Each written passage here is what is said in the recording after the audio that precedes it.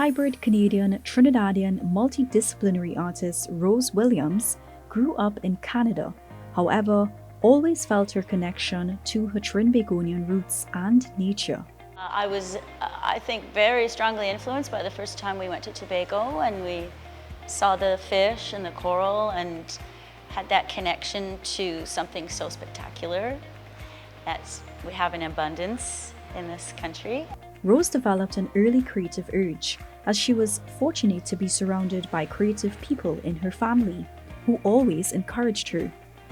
Exploring photography, printmaking, and having a career in graphics, she decided not to compete with others in the industry and so switched to painting.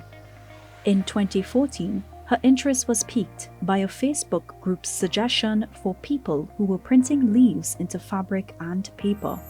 My background in printmaking and my understanding of natural chemistry just came together, and the first time I tried it, it came out really good.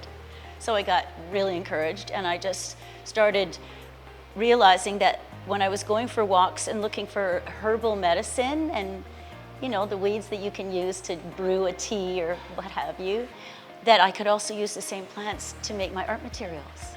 This was pivotal for Rose as she was fascinated by this new world of textile art using natural dye and pigments that are non-toxic. They are soft on the environment. I can throw away all my stuff into the garden when I'm done. And it just felt really right in terms of my love of the forest and gardens and plants and leaves and just the natural world. Rose's healing through nature led to the theme for her exhibition Infinite Wanderings, where she expressed her personal journey as a woman living with endometriosis, a disease that affects the female reproductive cycle and fertility.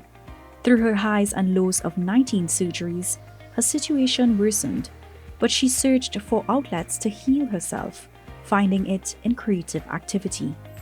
I went and I studied expressive arts therapy because I wanted to help other people tap into just the power that doing something creative can have in changing your own perspective of what's going on in your own life.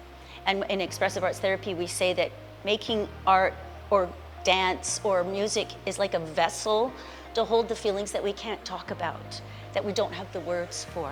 And then we can express it and process it in a more healthy way. Following that thread, she connected with herbal medicine and natural botanical healing.